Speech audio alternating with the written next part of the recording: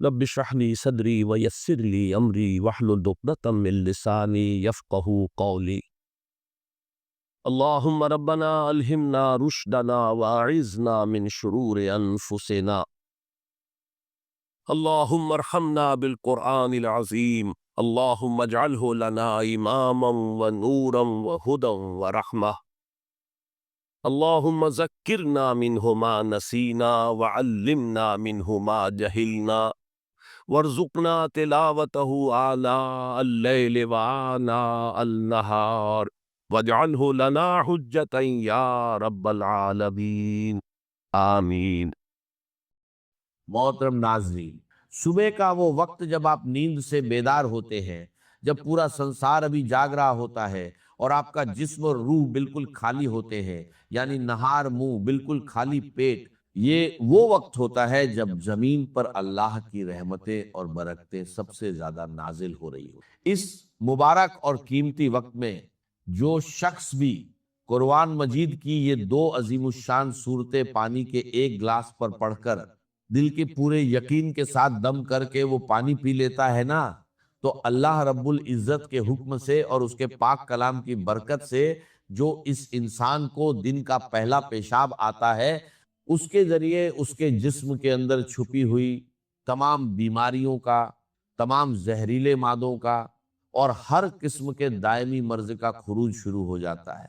یہ کوئی معمولی بات نہیں ہے، یہ اللہ کے کلام کا وہ معجزہ ہے جس نے صدیوں سے مایوس لوگوں کو نئی زندگی عطا کی ہے۔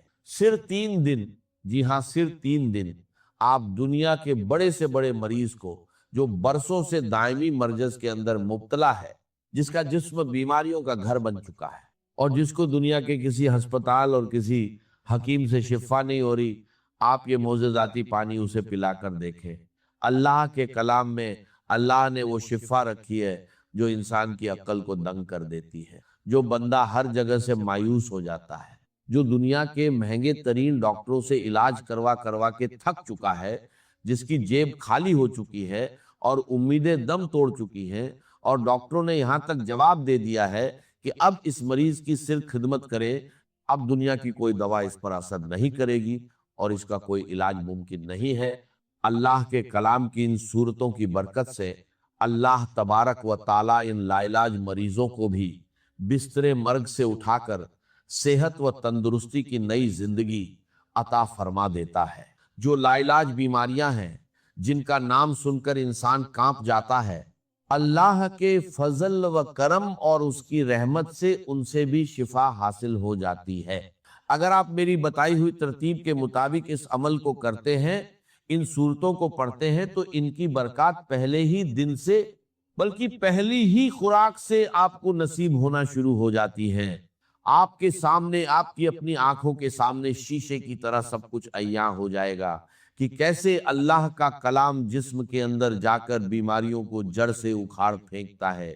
اس عمل کی طاقت کو سمجھنے کے لیے آپ کو سب سے پہلے اس کی پہلی صورت کی عظمت کو جاننا ہوگا، اور اس صورت کا نام مصلے پر بیٹھ کر دل کی گہرائیوں سے پکارنا ہوگا۔ قرآن مجید کی وہ سب سے پہلی صورت جسے ام القرآن بھی کہا جاتا ہے، وہ مبارک صورت سورہ الفاتحہ ہے۔ جی ہاں، سورہ الفاتحہ ہی قرآن مجید کی وہ سب سے پہلی جلیل القدر اور عظیم الشان صورت ہے، جس کے بارے میں کائنات کا ہر مسلمان جانتا ہے اور ہر نماز کی ہر رکعت میں اسے پڑھتا ہے۔ یہ اتنی کمال کی صورت ہے کہ صحابہ کرام، تابعین اور بڑے بڑے اللہ والوں نے، اولیاء اللہ نے اپنی زندگیوں کے تجربات سے بتایا ہے کہ جب بھی کوئی سخت مشکل آتی تھی یا کوئی ایسا مریض سامنے آتا تھا جس کا بچنا محال ہوتا تھا، تو وہ اس سورہ الفاتحہ کو پڑھ کر پانی پر یا اس مریض پر دم کرتے تھے اور اللہ رب العزت اسی وقت شفا عطا فرما دیتا تھا۔ اس سورہ الفاتحہ کو آپ نے بسم اللہ الرحمن الرحیم کی پوری برکت کے ساتھ پڑھنا ہے۔ یہ وہ صورت مبارکہ ہے جو مکہ مکرمہ اور مدینہ منورہ دونوں جگہ نازل ہوئی، یعنی یہ قرآن پاک کی واحد صورت ہے جو 2 بار نازل ہوئی ہے۔ آپ خود اپنی عقل سے سوچیں کہ اس سورہ الفاتحہ کا مقام، اس کی فضیلت اور اس کی اہمیت اللہ کی نظر میں کس قدر زیادہ ہوگی کہ اللہ تعالیٰ اسے ایک بار نہیں بلکہ 2 بار نازل فرما رہا ہے۔ کسی بھی کلام کی عظمت کا پتہ ہمیشہ کلام کرنے والے کی عظمت سے لگتا ہے۔ اس یونیورسل قاعدے کی بنیاد پر اگر آپ اندازہ لگائیں تو قرآن پاک ایک ایسا معظم، مبین اور لاریب کلام ہے کہ پوری کائنات میں اس کے مثل کسی انسان، کسی جن یا کسی مخلوق کا کلام ہو ہی نہیں سکتا، کیونکہ یہ کسی انسان کی سوچ نہیں، یہ خود کائنات کے خالق اور مالک کا کلام ہے۔ اس کلام ربانی میں دنیا اور آخرت کے سارے علوم، ساری حکمتیں اور جسم و روح کی تمام بیماریوں کا علاج موجود ہے۔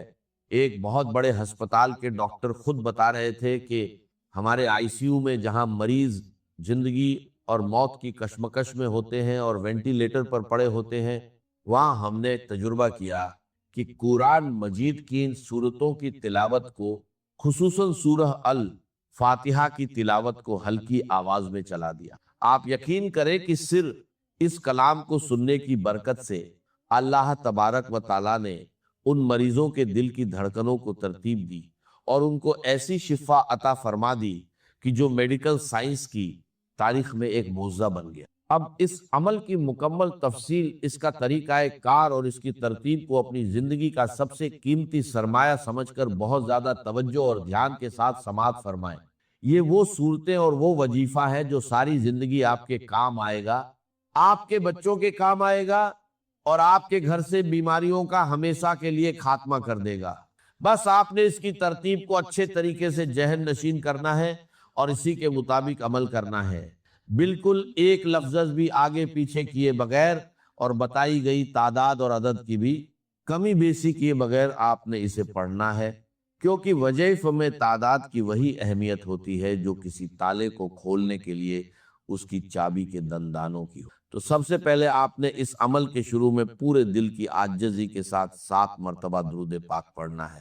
آپ درود ابراہیمی بھی پڑھ سکتے ہیں اور کوئی سا بھی چھوٹا درود پاک جو آپ کو یاد ہو وہ پڑھ سکتے۔ اس کے بعد آپ نے بسم اللہ الرحمن الرحیم کے ساتھ سورہ الفاتحہ کو پورے 40 مرتبہ پڑھنا ہے۔ یاد رہے کہ ہر مرتبہ پوری سورت بسم اللہ کے ساتھ پڑھی جائے گی، یعنی آپ نے ہر بار پڑھنا ہے بسم اللہ الرحمن الرحیم، الحمدللہ رب العالمین، الرحمن الرحیم، مالک یوم الدین، ایاک نعبد و ایاک نستعین، اہدنا الصراط المستقیم، صراط الذین انعمت علیہم غیر المغضوب علیہم ولا الضالین، آمین۔ جب آپ 40 مرتبہ اس طرح پوری سورہ الفاتحہ کو مکمل کر لیں تو اس کے بعد آخر میں پھر سے 7 مرتبہ وہی درود پاک پڑھنا ہے جو آپ نے شروع میں پڑھا تھا۔ یہ عمل آپ فجر کی نماز کے فوراً بعد مصلی پر بیٹھ کر کر لیں، یا اگر کسی وجہ سے فجر کے وقت نہ کر سکیں تو فجر سے پہلے تہجد کے وقت بھی کر سکتے ہیں۔ یعنی بنیادی شرط یہ ہے کہ آپ نے نہار منہ خالی پیٹ صبح کے وقت کچھ کھائے پیے بغیر یہ عمل کرنا ہے۔ اگر آپ کو پیاس لگی ہو تو سادہ پانی پینا چاہیں تو پی سکتے ہیں، لیکن کسی بھی قسم کی غذا کھائے بغیر جب آپ بالکل خالی پیٹ یہ عمل کریں گے تو اس کلام کی تاثیر آپ کے خون کے ایک ایک قطرے میں رچ بس جائے گی اور اس کی روحانی طاقت بہت زیادہ بڑھ کر ملے۔ اس وقت کی ایک اور بڑی فضیلت یہ ہے کہ صبح کے وقت اللہ کے نوری ملائکہ، یعنی رات کے فرشتے اور دن کے فرشتے زمین پر ایک جگہ اکٹھے ہو رہے ہوتے ہیں اور اللہ کی رحمتیں اور انوارات خوب زیادہ برس رہے ہوتے ہیں۔ اسی لیے یہ وقت دعا کی قبولیت اور وظائف کی تاثیر کے لیے سب سے زیادہ اہم اور قیمتی مانا جاتا ہے۔ اس کے بعد دوسرے نمبر پر آپ نے قرآن مجید کی وہ عظیم الشان سورت پڑھنی ہے جسے خود سرور کائنات صلی اللہ علیہ وسلم نے قرآن کی زینت اور قرآن کی دلہن کہا ہے، یعنی سورہ الرحمن۔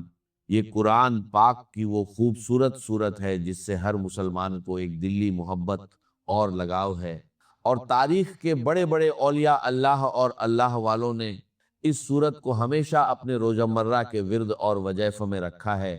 اس سورت کی برکات کے بارے میں بزرگ فرماتے ہیں کہ یہ سورت پڑھنے والا بندہ دنیا میں کبھی کسی کا محتاج نہیں ہوتا، اللہ اس کے رزق کے دروازے کھول دیتا ہے اور بڑی سے بڑی موجی بیماریاں بھی کبھی اس کے اور اس کے گھر والوں کے قریب نہیں آتی۔ اس سورت کو بھی آپ نے اسی طرح اول و آخر درود پاک کے ساتھ پڑھنا ہے، جیسا کہ میں نے پہلے بتایا۔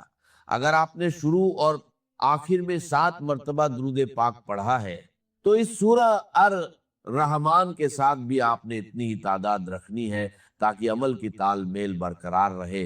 حضور علیہ الصلوۃ والسلام نے ایک بار اپنے پیارے صحابہ کرام کے سامنے اس پوری سورت کی تلاوت فرمائی تو صحابہ اکرام بڑے ادب اور خاموشی کے ساتھ سر جھکائے سنتے رہے۔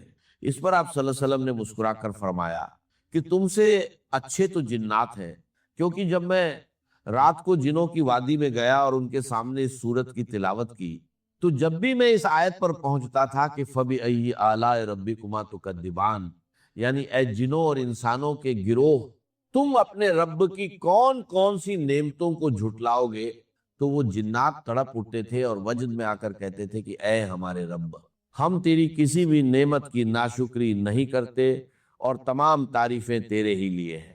یہ سورت ہر قسم کی جسمانی، روحانی اور مالی حاجت روائی کے لیے دنیا کی سب سے بڑی اور بہترین اکسیر کا درجہ رکھتی ہے۔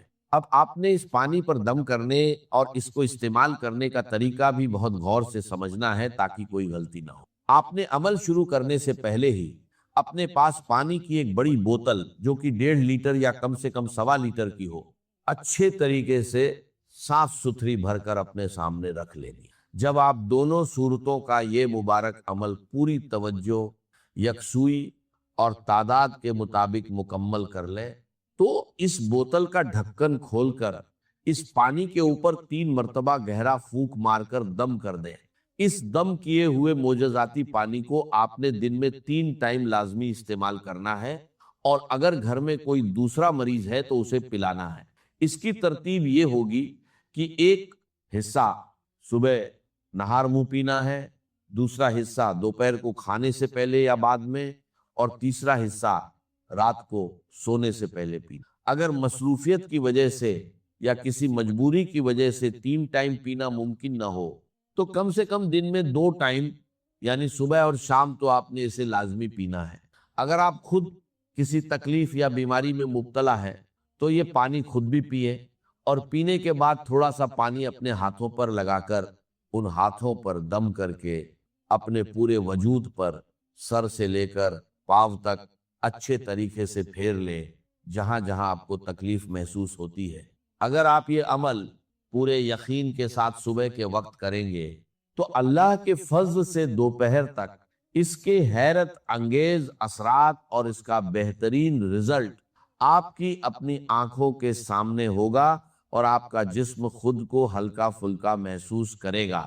اگر آپ کی کوئی ایسی بیماری ہے جس کے لیے آپ ڈاکٹر کی دوا کھا رہے ہیں لیکن وہ دوا آپ کے جسم پر اثر نہیں کر رہی تو مایوس نہ ہو، اس عمل کی برکت سے وہ دوا بھی اللہ کے حکم سے تیرے بہدف کام کرنا شروع کر دے گی اور بیماری جڑ سے ختم ہو جائے گی۔ یاد رہے کہ اللہ کا کلام سچا ہے اور اس کا وعدہ حق ہے، بس ضرورت اس بات کی ہے کہ جب آپ پڑھنے بیٹھیں تو آپ کے دل میں رائی کے دانے برابر بھی شک نہیں ہونا چاہیے، کیونکہ شک عمل کے اثر کو ضائع کر دیتا ہے۔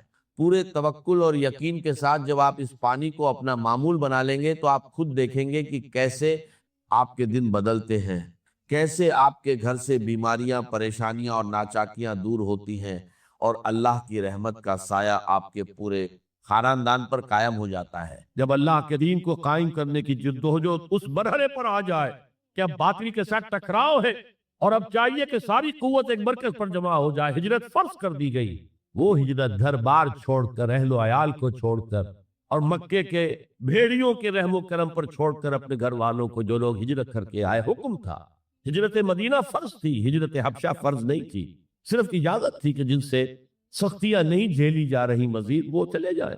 تو ہجرت کا یہ ابتدائی نقطہ، انتہا یہ جہاد، المجاہد من جاہد نفسہ، جہاد تو یہاں سے شروع ہو گیا، اپنے نفس کے خلاف جہاد کرنا۔ صبح نفس نے کہا بھی سو جاؤ، آپ نے نفس کی بات کو رد کیا، اپنا کمبل اٹھا کے پھینکا، اٹھے، وضو کیا، نماز کے لیے آپ مسجد چل دیے، آپ نے جہاد کیا نفس کے خلاف۔ یہ افضل الجہاد ہے، اور سب سے چوٹی اوپر یہ ہے کہ جب وہ حق و باطل کی جنگ ہو تو جان ہتھیلی پر رکھ کر میدان میں حاضر ہوتا۔ اسی طرح یہ جو شرک فی الاطاعت ہے میں نے آپ کو اس کی ابتدا بھی بتا دی انفرادی سطح پہ. افرأیت من اتخذ الہہ ہواہ افانت تکون علیہ وکیلا. کیا تم نے غور کیا اس شخص کی حالت پر جس نے اپنی خواہش سے نفس کو اپنا معبود بنا لیا، الہ بنا لیا، کہہ رہا ہے لا الہ الا اللہ لا الہ الا اللہ، لیکن الہ تو اس کا نفس ہے. اب اس کو انتہا پر لے جائیے. عہد حاضر کا سب سے بڑا شرک، سب سے بڑا شرک، سب سے بڑا شرک عوامی حاکمیت کا تصور ہے. حاکم اللہ کے سوا کوئی نہیں، ان الحکم الا للہ. ظاہر بات ہے فرعون نے اگر دعویٰ کیا تھا میں تمہارا خدا ہوں، انا ربکم الاعلی، تو کیا اس کا مطلب یہ تھا کائنات میں نے پیدا کی ہے، تمہیں میں نے پیدا کی ہے؟ ذرا سوچیے، کیا وہ بزرگ موجود نہیں ہوں گے جنہوں نے اسے دیکھا ہو کہ آج اس کی ولادت ہوئی تھی، کل اس کی کوئی اور سیریمنی ہوئی تھی؟ یہ کیسے دعویٰ کیا تھا؟ میرا حکم چلے گا، میں نہیں جانتا، علیہ سلیم ملک مصر، مصر کی حکومت میری ہے کہ نہیں؟ یہ دعویٰ تھا، یہ خدائی کا دعویٰ. کسی زمانے میں وہ فرد ہوتے تھے، نمرود ہوتے تھے، نماردہ فراعنہ. جمال عبد الناصر نے نعرہ لگایا تھا نحن ابناء الفراعنہ، بڑے فخر کے ساتھ ہم فرعونوں کی اولاد. اور صدام نے لگایا تھا نعرہ نحن ابناء النماردہ، ہم نمرودوں کی اولاد. عراق کے بادشاہوں کا لقب نمرود تھا اور مصر کے بادشاہ فراعنہ تھے، فرعون تھے. زمانے کا جب ارتقاء ہوا ہے اور اس میں فیصلہ کن کام جو ہے وہ حضور نے صلی اللہ علیہ وسلم، جب حضور کی حیات طیبہ کے بعد خلافت انفرادی سے اجتماعی ہو گئی. جب تک نبوت جاری تھی نبی ہی خلیفہ ہوتا تھا، اللہ اس کی ہاٹ لائن اللہ کے ساتھ وحی کی لگی ہوئی ہے. ادھر سے حکم آتا ہے وہ امپلیمنٹ کرتا ہے، جہاں اس کا حکم نہیں ہے وہ اپنا بیسٹ ججمنٹ استعمال کر کے فیصلہ کرتا ہے. یہی ہے وائس جیرنسی، یہی ہے خلافت، ایسنس آف خلافت یہی. جیسے وائس رائے دلی میں ہوتا تھا، ہمارا بادشاہ یا ملکہ تو ہندوستان میں ہوتے تھے. اب جو ہز میجسٹیز گورنمنٹ یا ہر میجسٹیز گورنمنٹ سے حکم آیا، وائس رائے اس میں کوئی تغیر و تبدل نہیں کر سکتا. He has to implement it as such. جہاں کوئی حکم نہیں ہے تو وہ مقام پر بیٹھا ہے، آن دی اسپاٹ ہے، حالات کو دیکھے اور جو مملکت اور کنگڈم کی مصلحت میں سب سے بہتر نظر آئے وہ فیصلہ کرے. لیکن حضور پر نبوت ختم تو خلافت کلیکٹیو ہو گئی، خلافت المسلمین. اگرچہ شروع میں امیر المومنین کہا جاتا تھا، کچھ عرصے کے بعد خلیفت المسلمین یہ اصطلاح جو ہے وہ عام. اسی طرح انفرادی ملوکیت کی بجائے اجتماعی ملوکیت کا تصور جو ہے شیطان نے پٹی پڑھائی. ابلیس کی مجلس شورا جو اقبال کی بڑی ہی یوں سمجھیے کہ اہم ترین نظموں میں سے، امت مسلمہ کے نام پیغام پر مشتمل وہ نظم جو ہے، اور وہ ان کی آخری ایام کی ہے اور وہ ان کی زندگی میں چھپی بھی نہیں تھی. ارمغان حجاز ان کے انتقال کے بعد چھپی، جس میں آخری جو کلام تھا فارسی اور اردو دونوں کا جمع کر دیا گیا، ورنہ اس سے پہلے فارسی علیحدہ چھپتی تھی کتابیں، اردو کی علیحدہ. لیکن اب اتنا کم تھا کہ ان کے لیے علیحدہ کتابیں شائع کرنا مناسب نہ سمجھا گیا. ابلیس نے مجلس شورا بلائی. ایک مجلس شورا کے جو رکن نے کہا کہ دیکھو جمہوریت کا دور آ گیا ہے، اب ہماری ابلیسیت کو تو بڑا خطرہ ہے، ابلیسی نظام تو ختم ہو جائے گا. جمہوریت توڑ دی بندوں نے آقاؤں کے خیموں کی تناب. یہ تو عوام نے جو ہے اپنے آقا بیرنز اور لارڈز اور بادشاہوں کے خیموں کی تنابیں توڑ دی، گرا دیے خیمے. یہ تو انقلاب آ رہا ہے. میرے آقا وہ جہاں زیر و زبر ہونے کو ہے، جس جہاں کا ہے فقط تیری سیاست پر مدار. ابلیس کیا کہتا ہے بڑے ٹھنڈے انداز، ہم نے خود شاہی کو پہنایا ہے جمہوری لباس، جب ذرا آدم ہوا ہے خود شناس و خود نگر. آج آدمی میں ایک سیلف امپورٹنس پیدا ہو چکی ہے. یہ بادشاہ کون ہوتے ہیں جو ہمارے سروں پر مسلط ہے، محلوں میں رہتے ہیں، عیش کرتے ہیں، جو خون پسینہ جو ہے وہ کسان کر رہا ہے. ابھی انڈسٹریل ریولوشن تو نہیں ہوا تھا، وہ سارے بات جو تھی وہ زرعی معیشت تھی. خون پسینہ وہ کرتا ہے، فصل میں سے لائنز شیئر آ کر بیرن اور لارڈ وہ لے گیا اور اس میں سے ایک حصہ اس نے بادشاہ کو پہنچایا، ایک اپنے پاس رکھا. ظالمانہ نظام ہے. تو ہم نے دیکھا کہ انسانوں میں کچھ شعور پیدا ہو گیا، خود شعوری. تو ہم نے ملوکیت کو ڈھال دیا نئے سانچے میں، ہم نے خود شاہی کو پہنایا ہے جمہوری لباس. وہ گندگی جو فرعون کے سر پر ٹنوں کے حساب سے رکھی ہوئی تھی، ہم نے کہا تولا تولا سب میں تقسیم کر دو، ایک ایک ووٹ سب کے ہاتھ میں دے دو اور کہہ دو تم حاکم ہو. ہم نے خود شاہی کو پہنایا ہے جمہوری لباس، جب ذرا آدم ہوا ہے خود شناس و خود نگر. تو نے کیا دیکھا نہیں مغرب کا جمہوری نظام، چہرہ روشن اندروں چنگیز سے تاریک تر. It is the dictatorship of the capitalist, جسے جمہوریت کا نام دیا جا رہا ہے. کھیل ہے، تماشا ہے. تو آج کی دنیا کا سب سے بڑا شرک، سب سے بڑا شرک، اسے کوئی جانتا ہی نہیں. وہ شرک فی العقیدہ ان کو معلوم ہے اور اس کے اوپر فتوے بھی وہ لگا دیں گے. کوئی قبر کے سامنے کھڑے ہو کر کوئی دعا کر رہا ہے، کسی کو رکوع کر لیا، کسی نے سجدہ کر لیا تو خیر ٹھیک ہے، وہ تو ایک شرک جلی ہو رہا ہے، وہ تو معلوم ہے اس کی نفی ہو رہی ہے، لیکن یہ وہ تھے شرک جو پہلے تھے۔ آج کا شرک بالکل اور ہے۔ آج کا شرک دو میں گنوا دیتا ہوں آپ کو، ایک ہے عوامی حاکمیت کا تصور، ایک ہے مادہ پرستی کا تصور۔ مادے پر سارا توکل اور اعتماد ہے، اللہ پر کہاں توکل رہا، کہاں اعتماد رہا۔ میٹیریلزم یہ ایک مذہب ہے، یہ ایک فلسفہ ہے۔ بہرحال اطاعت کے ضمن میں شرک فی الاطاعت کیا ہے؟ انفرادی سطح پر نفس پرستی، نفس کو اپنا معبود بنا لینا۔ اجتماعی سطح پر عوام کی حاکمیت، بدترین شرک۔ اب آئیے محبت، شرک فی المحبت کیا ہے؟ اگر کسی بھی شے اور کسی بھی انسان کی محبت اللہ کی محبت سے بڑھ جانا تو دور کی بات ہے، برابر بھی آ کر حد نشین ہو گئی، بیٹھ گئی، تو یہ شرک ہے۔ والذین آمنوا اشد حبا للہ، جب تک اشد محبت آپ پہ اللہ کی نہیں ہوگی، اگر کوئی اور شے محبوب ہے تو من الناس من یتخذ من دون اللہ اندادا یحبونہم کحب اللہ، لوگوں میں سے ایسے بھی ہیں جنہوں نے اللہ کو چھوڑ کر کسی اور چیزوں کو مد مقابل بنا لیا ہے، ان سے وہ محبت کرتے ہیں جو اللہ سے کرنی چاہیے تھی۔ توحید کا تقاضا ہے لا محبوب الا اللہ، لا مطلوب الا اللہ، لا مقصود الا اللہ۔ مقصود و مطلوب اور محبوب حقیقی اللہ کے سوا کوئی۔ اور وہ آیت میں آپ کو سنا چکا ہوں، سورہ توبہ کی آیت نمبر 24، انتہائی لرزا دینے والی آیت۔ قل ان کان آباؤکم وابناؤکم واخوانکم وازواجکم وعشیرتکم واموال اقترفتموها وتجارۃ تخشون کسادها ومساکن ترضونها احب الیکم من اللہ ورسولہ وجہاد فی سبیلہ فتربصوا حتی